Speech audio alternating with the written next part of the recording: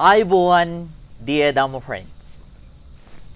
Today is the 4th episode of Buddha's Similes and Smiles.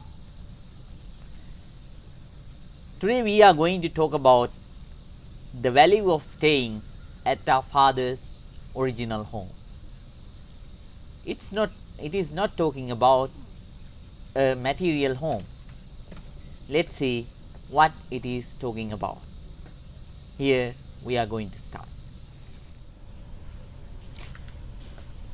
Once, one indisciplinary monk who did not practice properly and who did not try to understand the Buddha's teaching, he distraught.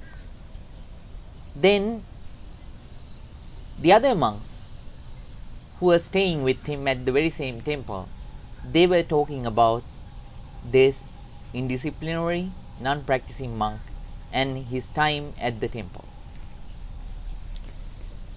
At that time, the Buddha came to that particular place and asked the Bhantes, asked the monks what they were talking about. Then the other monks, they replied that they were talking about the indisciplinary monk who recently disrobed.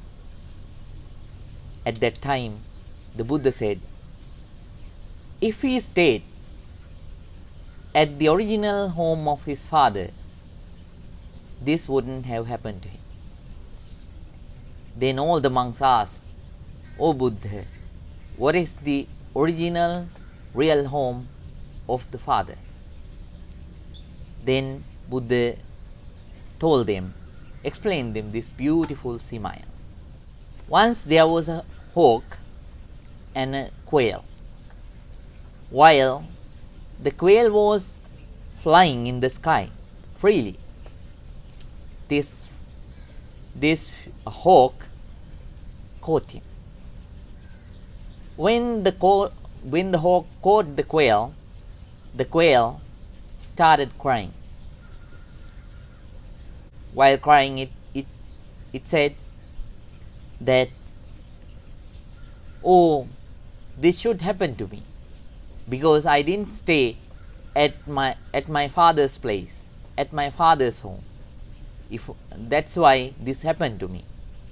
If I stayed at my father's original home, this wouldn't have happened to me. Then the hawk, it was so curious. It wanted to know what this small creature owns. He asked the quail, what is, O little bird, what is your father's place? Then the quail replied,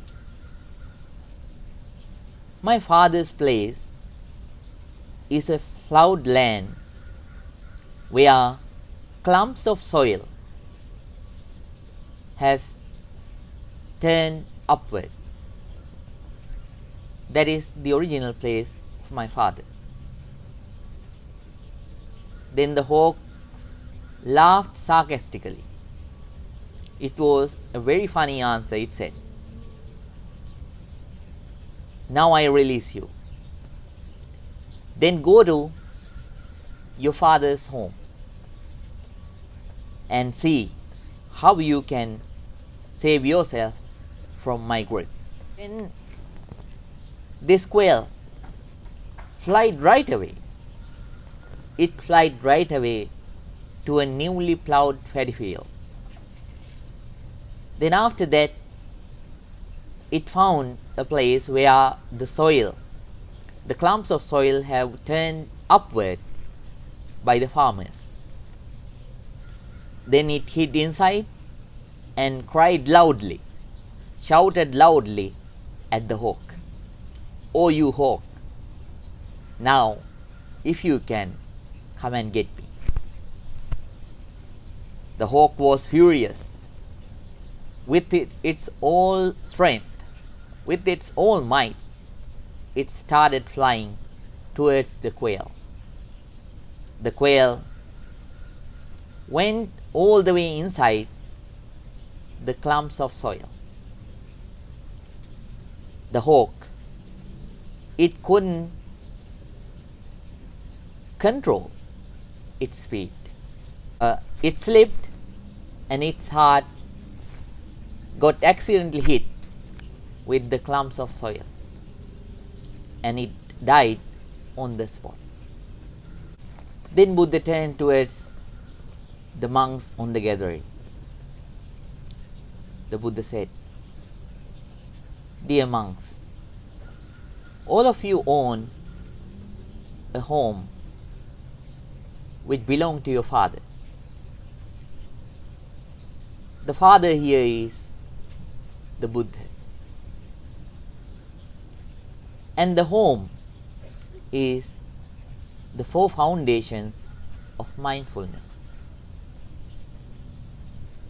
The first foundation of mindfulness is the mindfulness on body. Second foundation of mindfulness is the mindfulness on our sensations. The third one is mindfulness on our mind. Fourth one is the mindfulness on the phenomena of the nature. If someone keeps on observing the arising and passing away nature of these 4 foundations of mindfulness, then you won't be trapped by the Mara, by your own defilements.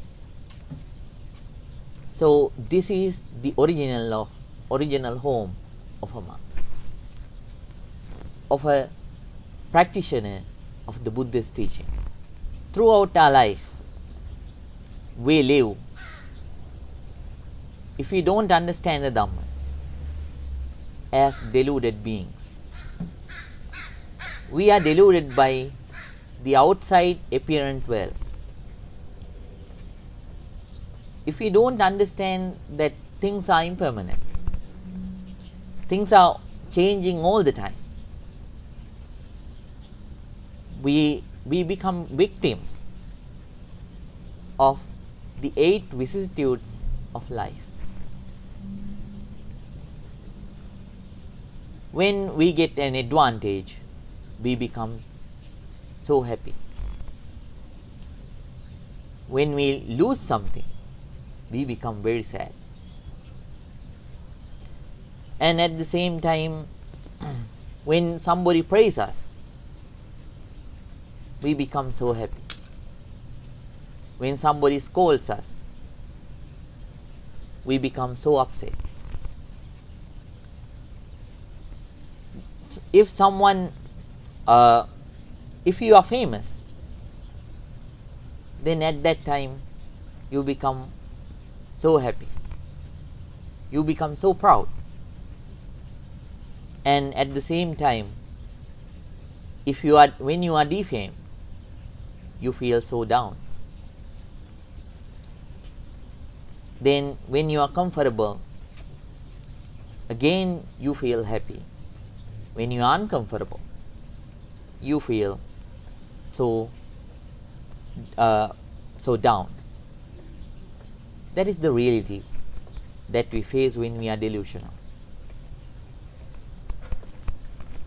Whenever we understand these 8 things, they always arise to pass away.